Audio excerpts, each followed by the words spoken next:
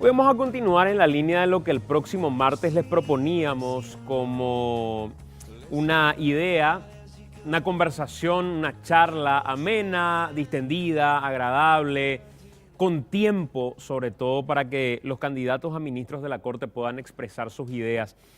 Cuando llegan generalmente es muy difícil ubicarlos, entonces es importante conocer previamente qué es lo que piensan sobre cuestiones que generan controversia, que al final nos permite de alguna manera conocer qué tan previsible puede llegar a ser un ministro de Corte respecto a no el interés o político o social o mediático que esté en debate en un momento determinado, sino la visión que expresó antes de entrar al foco de la tormenta. Entender de qué línea ideológica puede llegar a ser, qué tanto puede influir esa línea ideológica a la hora de decidir eventualmente qué piensa un candidato a ministro de Corte del tipo de reforma que requiere el Poder Judicial. ¿Tiene que mantener sus prerrogativas administrativas la Corte Suprema de Justicia o tiene que dedicarse estrictamente al ámbito jurisdiccional para entender en todo lo que llegue a un conflicto en Corte Suprema de Justicia? Pasaron por aquí la doctora Elodia Almirón, el doctor Alberto Martínez Simón. Habíamos escuchado ya por otra razón, por lo que lo vamos a invitar también, porque no era esa la razón, todavía no estaba conformada la terna, el doctor Marcos Cohn. Hoy vamos a tener a dos candidatos más a ministros de Corte Suprema de Justicia. Con una particularidad, hoy en el Congreso de la Nación se empezaban a conocer algunos nombres que generan preferencia, porque finalmente es el Senado el que va a tener que discutir esto. Y entre esos nombres de preferencia aparecía el del doctor Manuel Ramírez Candia, quien hoy es nuestro primer invitado. Pero no solamente por el hecho de tener una preferencia por empatías políticas o cuestiones de ese tipo, sino que en realidad porque coincidían todos en que la calificación que había obtenido en todo este proceso que se dio, que llegó casi al 97%, fue la calificación más alta, lo que deja de alguna manera un cerrojo a la hora de terminar decidiendo. Además del doctor Ramírez Candia, va a estar con nosotros otro de los candidatos, Rubén Romero, a la Corte Suprema de Justicia. Vamos a hablar con ellos, los vamos a conocer, nos vamos a tomar el tiempo.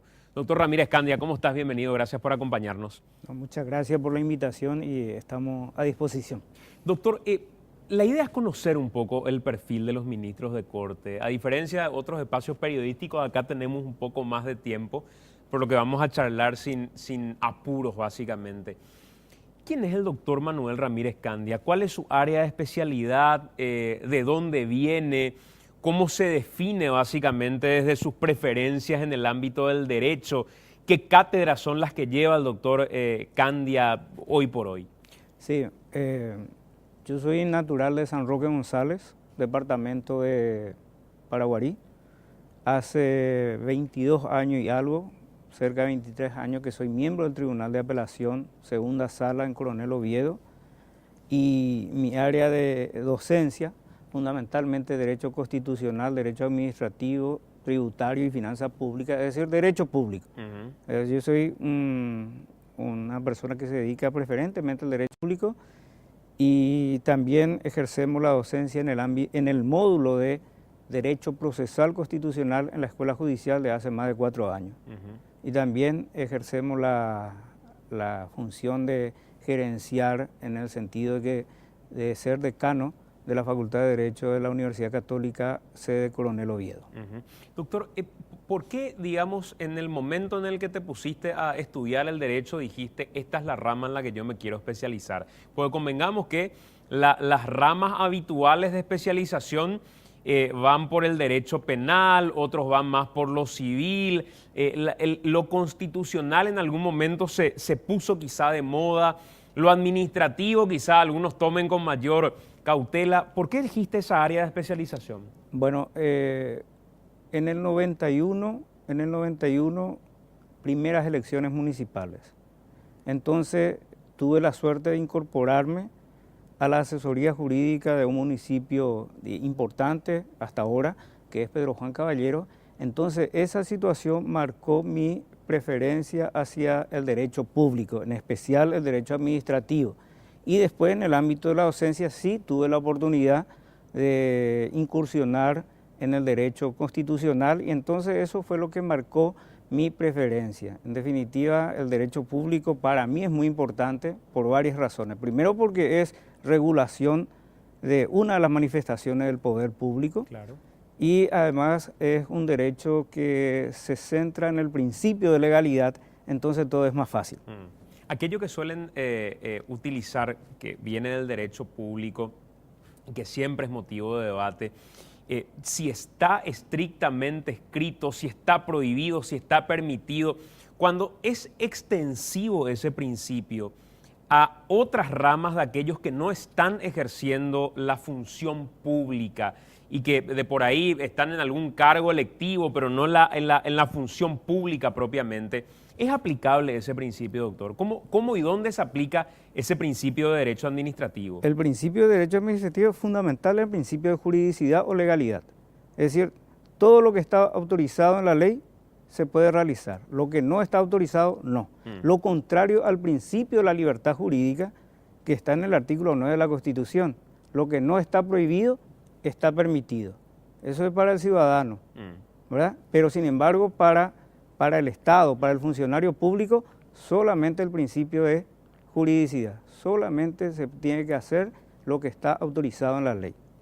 Esos son dos principios generales. ¿En qué medida el derecho, y esta es una cuestión que me puse a pensar sobre todo después de los episodios en los que nuestros últimos presidentes buscaron de manera insistente la reelección o buscaban algún atajo, alguna vía, y todos de alguna manera se convirtieron nos convertimos en especialistas de derecho constitucional porque leíamos la prensa, uno escuchaba todo el tiempo, estaba la Constitución en debate y aparecía el alumno de Derecho y aparecía el alumno de otra carrera hablando de Derecho Constitucional.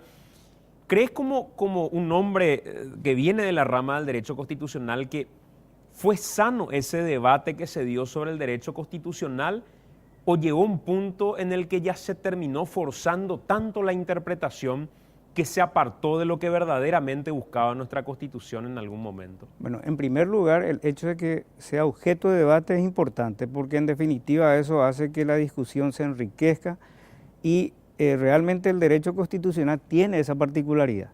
Como el derecho constitucional regula el poder, los temas de derecho constitucional siempre se vinculan al poder político, al poder estatal.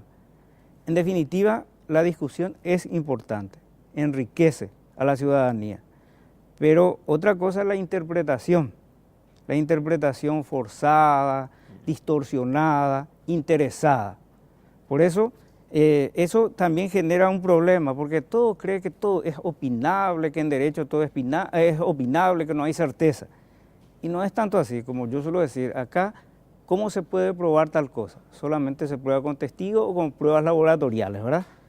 Y esta tiene, ¿cuáles son las interpretaciones posibles? 1 o 2. No es tanto así, no es tan opinable el derecho. Es cierto, requiere sí fundamentación. Por eso un autor dice que el derecho es una cuestión de razonamiento débil. ¿Por qué? Porque siempre va a requerir de justificación. ¿Y cuál es la mejor posición? Aquel que sea más razonable, aquel que sea más difícil de refutar, fundamentalmente. Porque todo puede ser opinable, como dicen algunos, pero hay cuestiones que no resisten el menor análisis. No hay necesidad, por ejemplo, de ser muy inteligente, de tener mucha formación en derecho para darse cuenta que está mal. Suelo decir, por ejemplo, cuando a una criatura se le quita un juguete, se le roba, ¿qué hace? Pelea, llora. Y no es precisamente porque ya ha leído el artículo 109 de la Constitución de la garantía de la propiedad privada. El derecho en cierta forma es sentido común regulado por el derecho. Y es bastante intuitivo al mismo tiempo. Claro, es sentido común. Doctor, en esa misma línea, en el debate de lo que siempre está en discusión respecto a la Constitución Nacional, ¿qué tan real es aquello y sobre todo cómo se ve en aula aquello de una parte, una mitad de la biblioteca dice una cosa y otra mitad dice otra cosa? ¿Qué es el abogado al fin y al cabo? El abogado es el hombre que tiene la matrícula que le permite adaptar el derecho dependiendo de lo que el cliente quiera, o el abogado en realidad dentro de lo ético tiene otro tipo de prerrogativas, obligaciones al mismo tiempo para con la ley misma? Bueno, hay un clásico de interpretación de la ley que es Ricardo Guastini, interpretación de la ley, un autor italiano. Y él decía, cada uno de acuerdo a sus intereses, roles interpretativos. Cada profesional siempre está a favor del cliente, pero para eso está el intérprete final, que es el que interpreta oficialmente en nombre del Estado paraguayo. Y ahí está la función del magistrado. El magistrado es el que tiene que tener una mejor formación, la formación necesaria para poder ser realmente un árbitro de los conflictos, que decida ese conflicto conforme a derecho. Pues en definitiva, el único instrumento de legitimación del magistrado es la aplicación de la ley. Es cierto, cada uno puede interpretar de acuerdo a los intereses del cliente, pero el que tiene que interpretar conforme con el derecho es el intérprete oficial, que somos nosotros los magistrados. Doctor, ¿cómo se dio el proceso en sí para llegar a esos puntajes que hoy se conocen? El 97% y en todas las etapas teniendo una puntuación muy, muy importante respecto a otros competidores que fueron bastante buenos, por llamarle de alguna manera competidores también. Creo que esta es una de las primeras ocasiones en que no hay cuestionamientos mayores respecto a la integración de las ternas. Hubo aquello del principio de publicidad de actos en una situación muy particular como la elección, que da ciertas garantías al mismo tiempo a la hora de elegir. Hoy escuchaba algunos decían, en las ternas están candidatos que cualquiera de ellos puede terminar siendo ministros de corte porque tienen el perfil. ¿Cómo se dio el proceso? ¿Cómo lo sentiste? Sí, fue un proceso bastante largo, por cierto, porque el primer cierre de presentación de carpetas fue el 16 de abril. Después comienza el proceso de evaluación de antecedentes académicos y profesionales, que tuvo también su etapa de revisión, de reclamos, etc. Es decir, fue un proceso bastante largo que termina con una puntuación, la primera etapa, después la etapa de las audiencias públicas, que implicaba fundamentalmente someterse al examen de la ciudadanía, porque implicaba también recibir denuncias, contestar denuncias, ya sea por escrito previamente, y también las denuncias que podían presentarse en el día de la audiencia, hasta que llega la etapa final, que es la evaluación que hace el Consejo. Realmente fue una etapa, fue 3 etapas, ¿verdad? Con la particularidad de que fue bastante publicitada cada etapa, eso inclusive no solamente en público, sino también los interesados podíamos cuestionar, impugnar, ¿verdad?, las puntuaciones que se le atribuían a los otros participantes, etc. Es decir, desde el punto de vista de quienes participábamos, realmente fue una participación abierta, con posibilidad de cuestionamiento, de pedido de modificaciones, etc. Y también una publicidad para el control ciudadano, porque realmente creo que es la primera vez que un concurso para la Corte Suprema que se publicita de la forma que se hizo, con los puntajes asignados, previo cuestionamiento, examen por parte de los interesados, etc. Creo que fue un proceso muy interesante y creo que es la primera vez que se hace de esta forma. ¿Y quedaste conforme, doctor, con el nivel de transparencia que se tuvo en el proceso, o crees inclusive, desde una mirada más ciudadana, digo, que de un participante del proceso, que hay cuestiones en las que se pudo haber dado mayor transparencia inclusive? Bueno, en las 2 etapas, yo creo que las 2 etapas, primera y segunda, se dio amplia participación. Es decir, nosotros también, los que éramos parte del proceso, podíamos impugnar, ofrecer, adjuntar otras pruebas, etcétera, ¿verdad? Desde esa perspectiva creo que estuvo bien. No sé si en el futuro puede haber alguna cuestión. Por ahí se puede modificar, por ejemplo, el reglamento, porque el reglamento también establecía ciertos límites, por ejemplo, en cuanto a cantidad de publicaciones, en cuanto a cantidad de cátedras, etcétera, ¿verdad? Pero en cuanto a los trámites de que hacen el concurso, yo creo que en primer lugar se facilitó el control por parte de quienes estábamos en el concurso y también se hizo la difusión necesaria para que la ciudadanía esté informada de todo lo que se estaba haciendo. Doctor, en este proceso, en el momento en el que se presentaron las denuncias, en el momento en el que se tuvieron en cuenta las publicaciones, la audiencia en sí que tuvieron, ¿cuál fue, crees, el elemento definitorio, el que marcó la diferencia para obtener ese puntaje que tuviste, ese 97%? ¿Fue la carga de las publicaciones? ¿Fue la solidez en las audiencias? ¿Cuál crees que fue el factor determinante dentro de la elección? En definitiva, en la primera etapa donde se evalúan los antecedentes académicos, creo que los elementos que hicieron que pudiéramos llegar al puntaje que se nos asignó fueron, en primer lugar, la formación académica, es decir, especializaciones, maestría, es decir, los cursos que hemos realizado.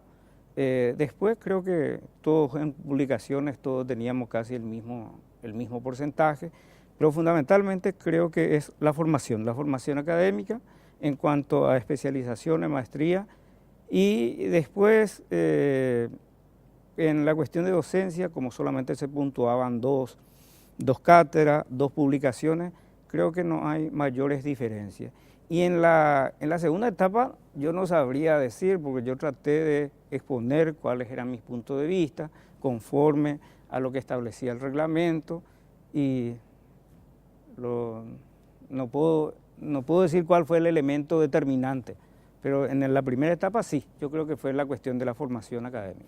Políticamente, ¿cómo te definís, doctor? ¿Cuáles son tus preferencias para, digamos, empezar a meternos un poco en el perfil de Ramírez Candia? Sí, bueno, Santiago, creo que todo el mundo sabe que yo fui dirigente del PLRA, yo fui presidente de la juventud del PLRA en el 87-88, después fui convencional constituyente en el 91-92 por el PLRA y también fui miembro del directorio hasta inicio del 95, por lo tanto ese es mi antecedente.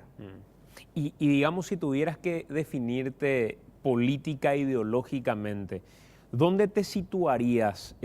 ¿Más como un hombre de centro, como un hombre de derecha? ¿Es conservador Ramírez Candia? ¿Es un hombre de izquierda, progresista? ¿Cómo te definirías, doctor?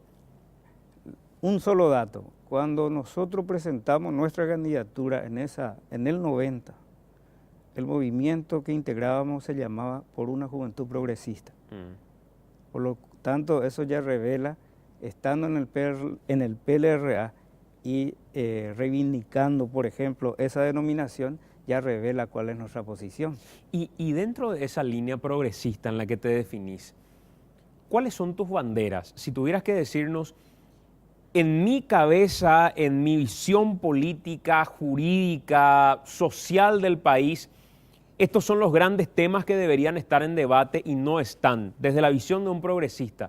¿Cuáles serían esos temas? Desde el punto de vista de un magistrado judicial, claro, yo creo que cualquiera que tenga preocupación por la sociedad tiene que tratar de tornar operativos los derechos sociales que están en nuestra propia Constitución y que en cierta forma a veces aparecen como una letra muerta, como una simple expresión de deseo. Yo creo que el Poder Judicial tiene que preocuparse un poco más por efectivizar esos derechos sociales. Y pongo un ejemplo. Recuerdo el caso de IPS, atención médica del IPS, en donde la Corte llegó a sostener lo siguiente. Decía, a ningún ciudadano no se le puede negar la atención médica. Y si ese ciudadano no posee recursos financieros, la cuenta hay que pasarlo al Ministerio de Hacienda. Me parece muy bien. Es decir, eso es tornar operativo derechos sociales. Y eso debe ser nuestra preocupación desde el punto de vista de un magistrado que se preocupa por el bienestar de la sociedad. Es posible que el Poder Judicial actúe de esa forma, que haga que los derechos sociales, que implica ofrecer un poco más de bienestar a la ciudadanía, favorecer a sectores más vulnerables, es decir, el Poder Judicial puede ayudar para eso. Y este es el ejemplo.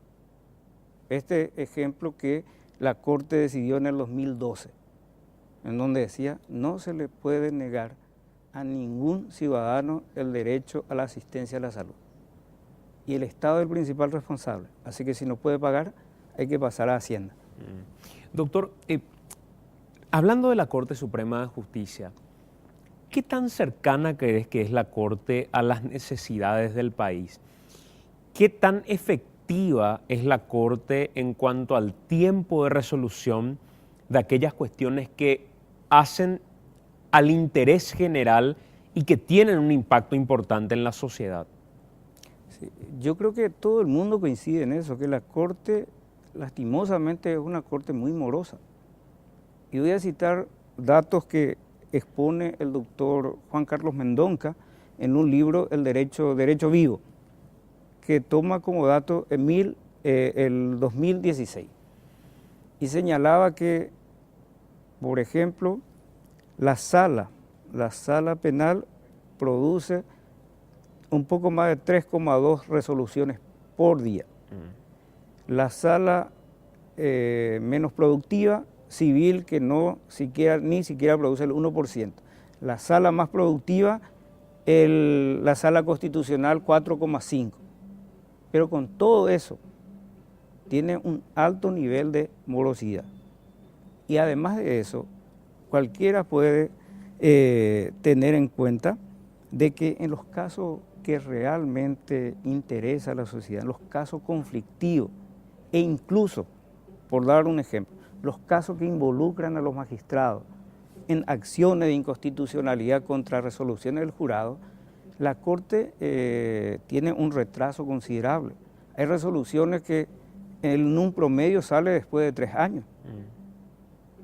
Entonces, esa es una gran deuda de la propia Corte. Y si la Corte tiene ese problema, no tiene mucha autoridad para exigirle al resto de los jueces. Y tenemos problemas. Y en ese estudio decía el doctor Mendonca que cada magistrado tiene que, para estar al día, dictar 3,5 resoluciones al día en todo el país, ¿verdad? Y ponía 2 ejemplos de que sí es posible superar la mora. Un ejemplo que extrae de un juzgado penal de garantía de la capital, en donde públicamente se le reconoció que estaba al día. Creo que era el doctor Escobar. Pero además ponía otro ejemplo. En el 2016, el fiscal general del Estado tuvo que evacuar dictamen en relación a inconstitucionalidad, más de 2.400 dictámenes, y nunca se puso en mora. 2.400. Y era una muestra de que sí es factible superar la mora. Lo concreto es que hay que utilizar mejor los recursos. Por ejemplo, en los lugares donde hay problemas de morosidad, en una situación crítica, y proveerles de mayores recursos humanos, ¿verdad? Porque en definitiva hay exceso de funcionarios en el Poder Judicial. Y una situación grave es que hay más funcionarios administrativos que funcionarios afectados a la actividad jurisdiccional. Y eso hay que superar. Pero ¿crees, doctor, que mirando, por ejemplo, la Sala Constitucional de la Corte, ¿crees que la Sala Constitucional de la Corte deja de resolver cuestiones de importancia en el debate político nacional, como por ejemplo, si un presidente de la República está habilitado o no para correr una candidatura a senador, si un presidente de la República puede lanzarse por la vía de la enmienda a la reelección, si tal o cual candidato puede realizar una alianza o no puede realizar una alianza? ¿Crees que esas cosas la Corte no resuelve por una cuestión de morosidad o no resuelve porque es un hierro caliente del que quiere desprenderse durmiendo el sueño de los justos? Yo creo en la segunda respuesta. Yo creo que es una cuestión de criterio político, dilatar para no tomar decisiones.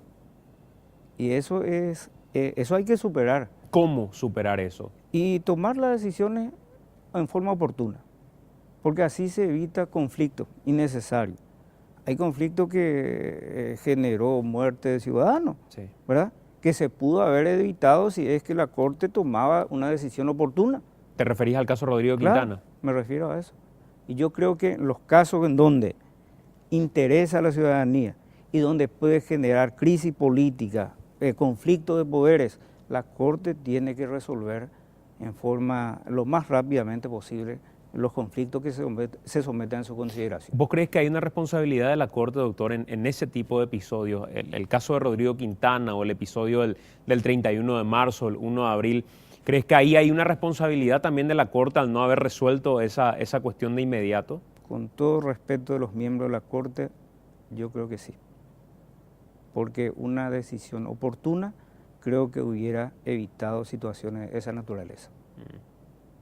Y eso tiene que ser algo que por iniciativa propia los ministros de Corte entiendan los tiempos de las resoluciones, ¿o crees que debería estar de alguna manera acordado, debería estar reglamentado, reglado todo eso? No, yo creo que cada uno sabe. Nosotros, por ejemplo, cuando llega un expediente, en nuestro caso, en un expediente donde sabemos que alguien va a llamar a favor de ese expediente, más cosas, resolvemos lo más rápidamente posible, ¿verdad? Todos sabemos cuando estamos en esta función cuáles son los casos que interesan a diferentes sectores, a uno u otro sector. Entonces, lo más prudente es resolver lo más rápidamente posible. O sea, dilatar es especular en muchos casos. Y genera mucha sospecha. En nuestro caso, por ejemplo, ya genera sospecha de que el juez está queriendo algo, que está queriendo alguna sugerencia, etc. Por lo tanto, lo mejor es resolver lo más rápidamente posible. Doctor, algunas cuestiones muy puntuales. ¿Crees que la Corte debería mantener prerrogativas administrativas o debería dedicarse exclusivamente cada ministro de Corte a la cuestión jurisdiccional y punto? No, yo creo que aquí hay varias alternativas. Lo prudente sería, y de ser posible, dedicarse absoluta y exclusivamente a lo jurisdiccional, ¿verdad? Pero también, aún teniendo algunas cuestiones administrativas, no todas que hoy día tienen la cuestión de licitaciones, designación de funcionarios, todo, aún teniendo eso, yo creo que si organiza debidamente con toda la cantidad de funcionarios que tiene, yo creo que puede cumplir con su función superando la mora judicial. O sea, ¿vos no creés que sea un estorbo, un impedimento para la tarea jurisdiccional el atender cuestiones administrativas? Yo creo que no todas las tareas administrativas que hoy día tiene la Corte, eso no creo que tenga que mantener, no es lo más prudente. Por ejemplo, lo vinculado a construcciones, licitaciones, etcétera. Que mantenga el poder de disciplina sobre su funcionario me parece correcto, porque eso es muy importante. Porque el otro día otro de los candidatos daba una perspectiva que era la posibilidad de disponer del presupuesto. Lo que permitía era saber que en tal juzgado de tal localidad es necesario tener una mayor cantidad de asignación presupuestaria. ¿Por qué? Porque hay estadísticas que demuestran que la cantidad de gente que hay no abastece para las necesidades de ese juzgado. Y esperar que otro poder del Estado resuelva sobre las necesidades del Poder Judicial podría terminar siendo perjudicial. Sí, por eso decía, por ejemplo, en materia del personal, es importante que mantenga sus funciones administrativas, porque eso también hace a la independencia del Poder Judicial. Por eso decía, pero hay cuestiones como, por ejemplo, construcciones, que es una cuestión mucho más técnica, que insume mucho más tiempo, etcétera, que podría quedar en manos de otra o de otro órgano, ¿verdad? ¿Qué pensás, doctor, del sistema de jurados? del tribunal Del por tribunal jurado. por jurado. A mí me parece interesante y por eso, por ejemplo, en la Argentina algunas provincias lo tienen. Y es un mecanismo de darle participación a la ciudadanía en la gestión judicial. Y nosotros tuvimos experiencia. Ustedes recordarán que conforme con la Constitución de 1870, los juicios penales eran por jurado. Nosotros tuvimos casos importantes inclusive que se resolvió gracias al jurado. Yo creo que es un sistema interesante. Primero porque facilita la participación de la ciudadanía en la gestión judicial penal y además otra cosa, el jurado no está pendiente de carrera judicial, de salario, entonces creo que las decisiones tienen un matiz de mayor independencia. Yo creo que es un sistema interesante. ¿Y crees que es adaptable al momento en el que vivimos en el país? ¿Crees que es adaptable o crees que puede llegar a ser una experiencia a aplicar en determinados fueros, en determinados lugares, en determinadas circunstancias? Sí, yo no creo que sea factible hoy día, porque nosotros estamos entrando y con una experiencia de los juicios orales, que tiene su pro y su contra, ¿verdad? Estamos en esa etapa, en esa experiencia. El tribunal de jurado implicaría otro sistema y, no sé, puede ser difícil de implementar por ahora. Y además implica una necesidad de que la ciudadanía esté compenetrada con esa situación, con ese sistema, para que se pueda implementar con éxito. ¿Crees que Paraguay necesita una reforma de su Constitución Nacional? Yo fui convencional constituyente, por lo tanto no voy a ser del todo objetivo, porque uno siempre se adhiere un poco a la Constitución en la que uno participó. Lo que creo que hay algunos aspectos que sí podríamos modificar y fundamentalmente en aquellos aspectos que generó conflicto y conflicto de poderes. Yo creo que si se modifica la Constitución, no solamente para la cuestión de si hay o no reelección, sino que hay que aprovechar para solucionar aquellos temas que generaron conflicto, inamovilidad, la cuestión de la senaduría vitalicia, todo eso que generan conflicto. Y también hay algunos órganos que generan crítica por falta de eficiencia, etcétera, como las gobernaciones. Hay que analizar si se mantienen las gobernaciones, hay que verificar si se mantiene la composición de los órganos de control, como el jurado y otros. ¿Qué pensás de la inamovilidad de los ministros de Corte? ¿Cuál es tu visión al respecto? Yo tengo una posición que lo expresé en mi libro, Derecho Constitucional, tomo 2, que es del año 2011. Yo no comparto el criterio de la Corte. ¿Por qué? Porque el 261 que ellos utilizan para sostener que son inamovibles desde el inicio, establece 2 causales de terminación de la función. 2 causales.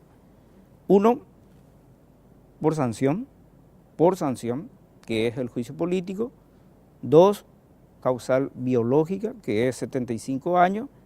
No se establece el tiempo de mandato en el 261. El tiempo de mandato se establece en el 252. Por lo tanto, no existe una contradicción entre el 252 que establece el término del mandato y el 261. Y además, no existe, la Constitución no distingue entre magistrado de la Corte y magistrado no de la Corte. ¿Verdad? Para la Constitución, magistrado es el ministro de la Corte, el miembro del tribunal o el juez. Esa interpretación que hace la Corte a partir de esa primera decisión 222 del 5 de mayo del 2000 no surge de la Constitución. La Constitución no distingue entre magistrado Corte y magistrados inferiores a la Corte. Y en el caso que llegaras, doctor, a la Corte Suprema de Justicia, ¿cuánto tiempo después te irías? Yo creo que si En el hipotético caso de que llegue, y si en 5 años el órgano de designación confirma, ¿qué voy a hacer? ¿Qué voy a hacer? Tienes que irte. Claro.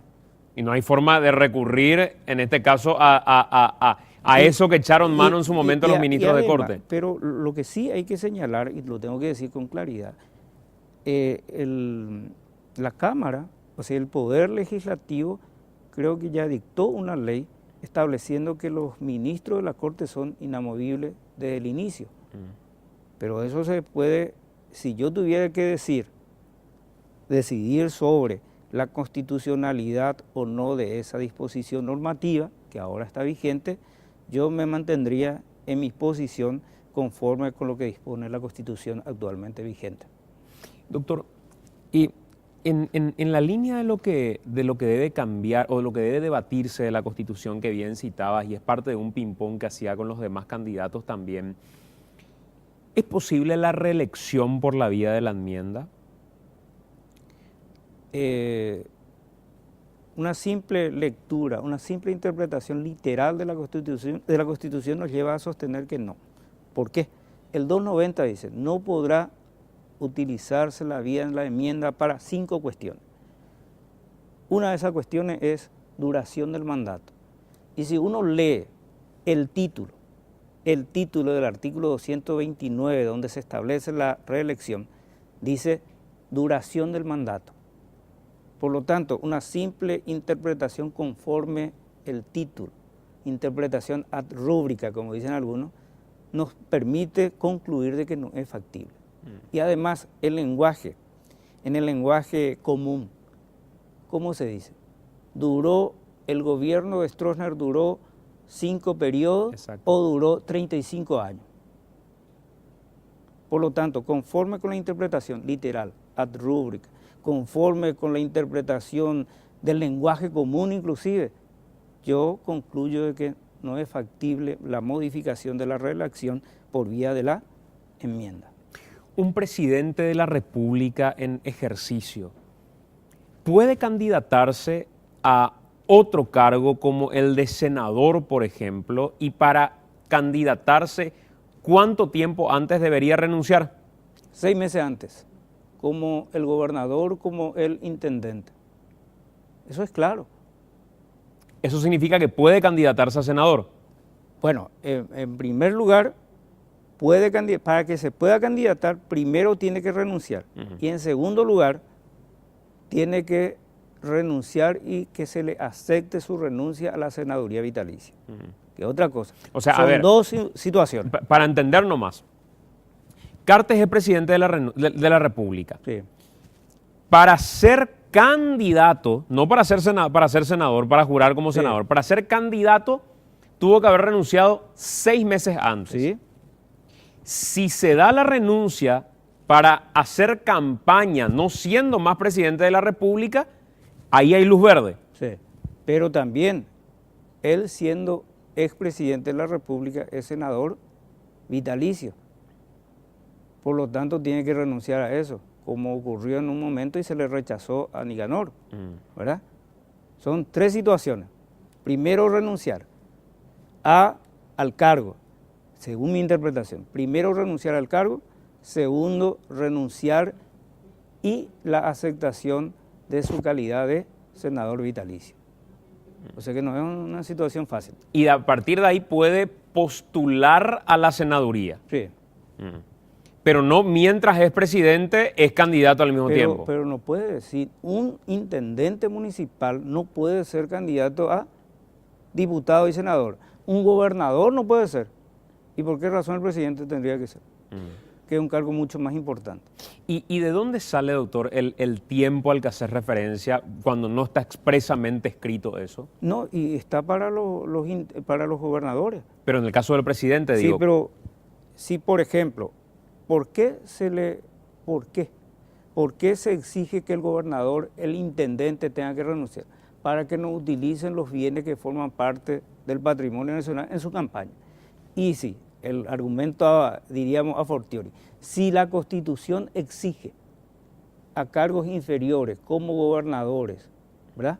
Como intendentes, con mayor razón tendría que exigir al presidente de la República. O sea que es una interpretación simple.